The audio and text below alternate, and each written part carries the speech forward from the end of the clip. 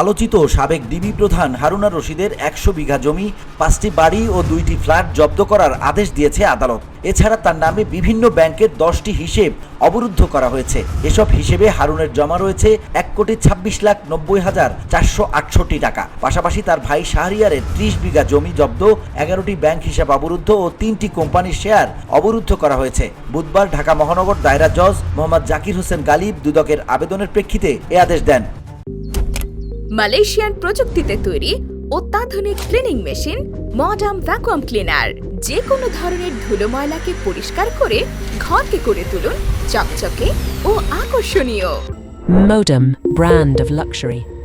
দুদকের সহকারী পরিচালক আমিনুল ইসলাম বলেন, দুদকের উপপরিচালক মোহাম্মদ জয়নাল আবেদিন পৃথক দুটি আবেদনে হারুন ও তার ভাইয়ের স্থাবর সম্পদ জব্দ ও অস্থাবর সম্পদ অবরুদ্ধ চেয়ে আবেদন করেন। পরে আদালত শুনানি নিয়ে আবেদন মঞ্জুর করে আদেশ দেন। জব্দ ও অবরুদ্ধ হওয়া সম্পদের মধ্যে হারুন আর রশিদের নামে ঢাকার উত্তরায় ৭.৪৫ কাঠা জমিতে ৩ কোটি টাকার মূল্যের একটি ইমারত রয়েছে। এছাড়া গুলশানে ১০.৩৬ শতক জমিতে ৩,৯৭,০০,০০০ টাকার আরেকটি ইমারত রয়েছে। এছাড়া ঢাকার কুড়িলে সেমিপাকা একটি টিন শেড বাড়ি, খিলক্ষেতে একতলায় একটি দালান ও সেমিপাকা আরেকটি টিনের বাড়ি রয়েছে হারুনের নামে। এসব ভবন জব্দ করার আবেদন করা হয়েছে। এছাড়া হারুনের নামে উত্তরায় ১০ নম্বর সেক্টরে ৭ তলা ভবনের ২য় তলায় একটি ফ্ল্যাট ও জোয়ার সাহারায় ৬ তলা ভবনের ৬ তলায় আরেকটি ফ্ল্যাট রয়েছে। এই দুই ফ্ল্যাট সহ আসিয়ান সিটিতে হারুনের নামে ৫ কাঠার একটি প্লট জব্দ করার নির্দেশ দিয়েছে আদালত। অন্যদিকে হারুনের নামে কিশোরগঞ্জ, কক্সবাজার ও নারায়ণগঞ্জে ৯৯.১৮ বিঘা জমি জব্দ করা হয়েছে। এর ভেতর শুধু কিশোরগঞ্জেই হারুনের নামে ৯১.৩২ বিঘা জমি রয়েছে।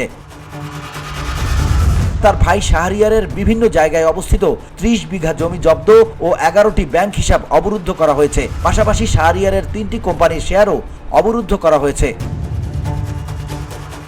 ডিবি হারুনের আবেদনে বলা হয়, আসামি মোহাম্মদ হারুন আর রশিদ ১৭,৫১,১৭,০০০ টাকা মূল্যের জ্ঞাত আয় বহির্ভূত সম্পদ অর্জনপূর্বক ভোগ দখলে রাখার অভিযোগে মামলা হয়েছে। তদন্তকালে বিশ্বস্ত সূত্রে জানা যাচ্ছে যে আসামি তার মালিকানাধীন ও স্থাবর অস্থাবর সম্পত্তি হস্তান্তরের চেষ্টা করেছেন, যা করতে পারলে এই মামলা আদালত কর্তৃক বিচার শেষে সাজার অংশ হিসেবে অপরাধলব্ধ আয় থেকে অর্জিত সম্পত্তি সরকারের অনুকূলে বাজেয়াপ্তকরণ সহ সব উদ্দেশ্যই ব্যর্থ হবে।